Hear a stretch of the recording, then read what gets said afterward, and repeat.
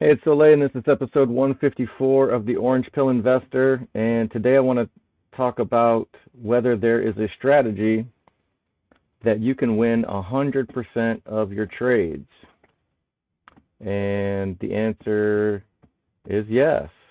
So let's just take a look at one of my favorite miners. This one's fairly affordable. And let's say that I wanted to, I bought 100 shares at the current price, 20.44, and I want to sell a covered call against it. Robinhood counts, this is just an estimate, but this is an estimate that says, okay, there's an 80% chance, 79 is close enough to 80% chance that Mara will stay under 21.50 by this Friday. That means that the only thing that the price of Mara can do is either stay at or below 21.50 or go above 21.50. It's an either or situation here. So we only really have to think about two possibilities. Robinhood's saying there's an 80% chance that this will happen. So if that is true, then 4 out of 5 times you can, you can do whatever the hell you want. But I can sell this 21.50 and get paid $27.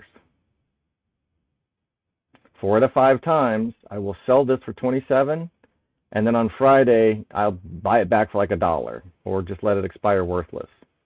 That's going to be 80% of the time. So I'm already winning this trade 80% of the time. I'm selling it for 27 and I'm buying it back for something less than 27. That's going to be a winning trade. The other 20% of the time, the price will go above 21.50. And in that case, not only do I get to keep the price is fluctuating, but not only do I get to keep the 25, 26, 27 bucks, but the shares that I paid $2,040 for are now worth $2,150. So in 4 out of 5 times, I just collect $27, which is, and this is even Wednesday, so this is like half the week. So I can get over 1%, like 1.5% for half a week, and I can still potentially collect another $100, which is another 5% in callaway value if this goes up. So 4 out of 5 trades, I make 1.5%. 1 out of 5 trades, I make 1.5%. Plus another 5% on top. So 80% chance of winning and 20% chance of winning is 100%. That's the insane thing about selling a covered call, is there is a 100% success rate on the trades. But that doesn't mean that your overall portfolio value can't go down. So that's the weird part about it, is there's a difference between an investor and a trader. So an investor is just going to buy 100 shares, pay $2,000 for it, and then 6 months from now, a year from now, 5 years from now, 10 years from now, they're going to look at the price again and be like, okay, should I sell this, or is this worth something? Should I rebalance and move it into something else? So for them, they're not trading. So the only thing that matters is what they bought it for and what they can sell it for. But as a trader, I'm making trades every week. Every Friday, I'm either opening new contracts, closing contracts and reopening them, which is called a roll. And this strategy is susceptible to the exact same thing that the buy and hold person is susceptible to. So if there's a buy and hold strategy person, they're a long-term investor, and they buy Mara at 20, and 5 years from now it's at 10, well, they lost half the value on this investment.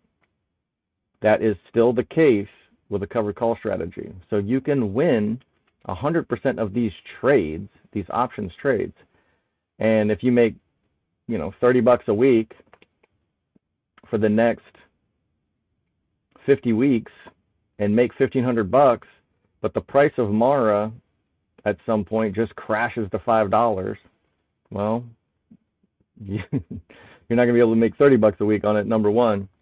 But you know, if you make $1,500 and the price crashes to $5, well, you're still breaking even because you pocketed $1,500 in cash, but the price of Mara has dropped so low that it's completely compensated for all the profits that you booked.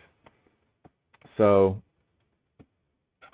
this strategy has the same risk as the buy and hold person does, and that is picking a loser. If you buy this, holy shit, I didn't know Marathon went to 75 at one point. But if you bought Marathon at 75, there's no amount of covered call selling that you could have done to make up for it going down to 7. So that's like 90% or something ridiculous. If you pick a loser, I mean, you can mitigate the losses to a certain extent as this is going down and still be better off than the buy and hold person in this situation.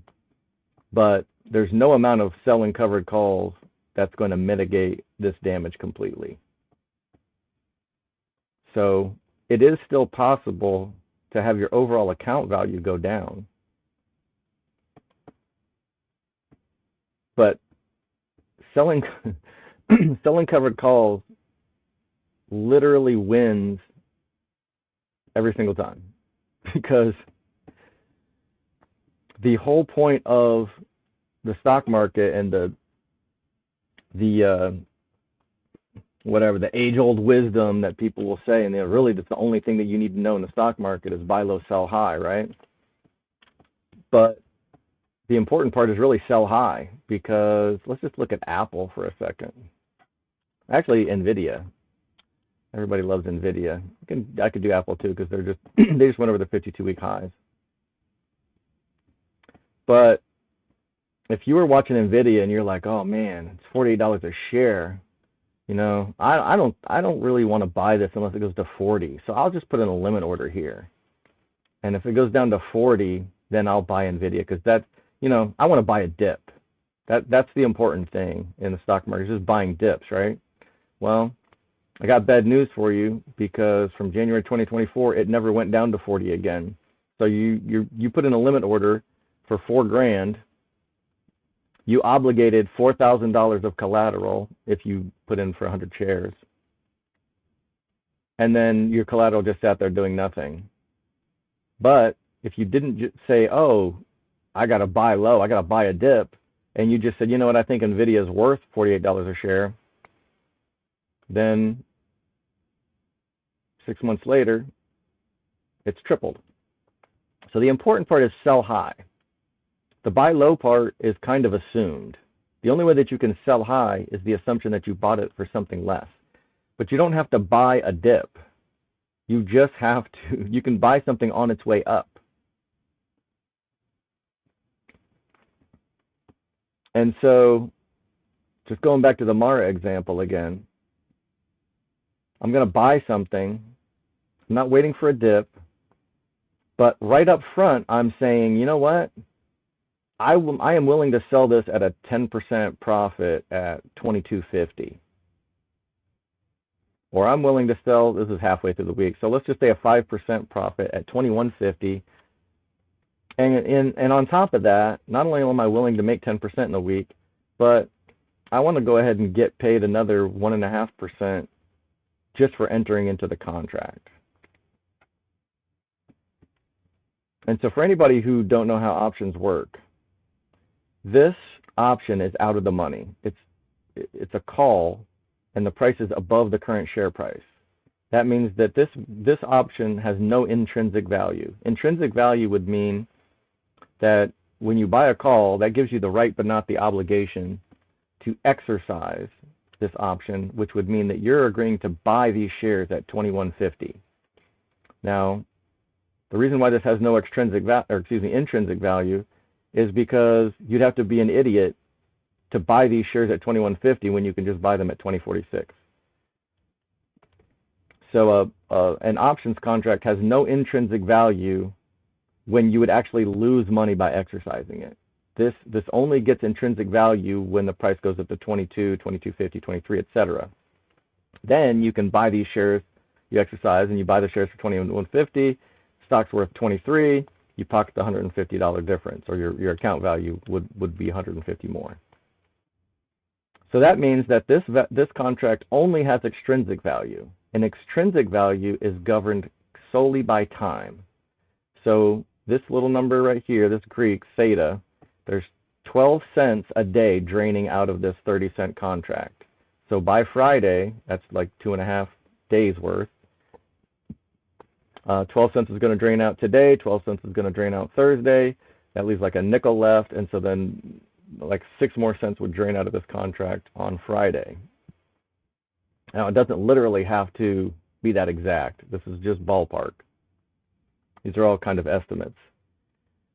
But that must happen, because at expiration date, the value of an options contract is going to be exactly the difference between the price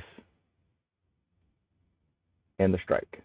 Right now, the options contract is going to be valued according to how much time is left. There's going to be an extra intrinsic, in addition to the intrinsic value, if there is any.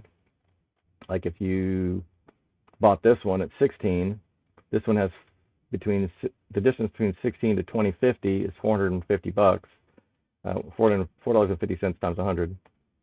So that's all intrinsic value. And then there's like an extra, nickel or something in there built in over the next 5 days.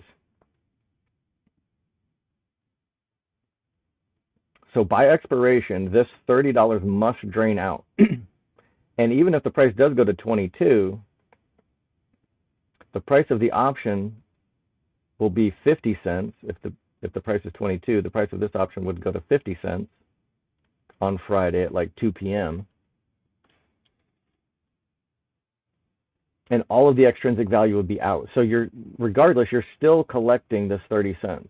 It doesn't matter if you wanted to roll it and it would cost you $50. That's $50 you're paying for intrinsic value. But this $30 must that they've paid you stays in your account. They can't just reverse it like an Ethereum transaction or a glitch when you buy Berkshire Hathaway for $200 a share or whatever. They can't just reverse this. Well, I guess they could just reverse it. This is a stock market, so this is all fiat money with fiat rules. But I've never heard tell of someone selling an options contract and then somebody coming behind and reversing that transaction. So you get paid the $27, that's your $27. And if you just sit here on your hands and do nothing until Friday, that $27 remains in your account. And nothing that the price of the stock does can do a damn thing about that. You get paid the money, it's your money. All right, so some people don't think it be like it is, but it do. You sell, I basically do the sell high part up front. I'm saying I'm willing to sell this contract for a profit, and I'm putting that at the beginning of the trade instead of at the end of the trade. So I get paid up front. I'm agreeing to how much profit I'm willing to collect, and then I either just collect this only, or I collect this and the call-away value between the price and the strike that I selected. Those are the only two things that can happen regarding the trade. Now, regarding the overall value of the shares themselves, sure, you can make this $30 this week and Mara can drop from $20 to $10 a share. And if that's the only stock that you had in your account, okay, your account value is going to go from $2,000 to $1,000, and you're going to have this extra $30 here. So your account value would be $1,030, but you still you are still successful in this options trade. That has nothing to do with whether you pick a shitty stock or not. So, maybe this was a little bit clickbaity and you say, oh, well, you're kind of cheating because you're saying you're going to make money on the trade, but you can still lose money on the price of the stock. Like, yeah, that's the stock market. The stock market can go down. You can lose money in the stock market. So if you were under the impression that there was a way to just never lose money in the stock market, then I'm sorry if I got your hopes up. But if keeping these two things separate, there's the investment side and there's the trading side. Selling a covered call is a winning trade 100% of the time. You get paid the profit right up front, and there's not a damn thing anybody can do about it. You as soon as you sell, you won the trade, and that's what I do. And of course, the main criticism, I'm sacrificing upside, but I really don't give a shit because I'd rather take 100% wins over time and have a greater chance of success. So if risking losses, if you can't sleep at night, then maybe stay out of the stock market altogether. But I prefer to just win, and over time those wins add up to overall profits. So that's basically the reason why I do what I do, and it's been working out. And I hope if anybody tries the strategy, it works out for them as well. All right, be good, Joe.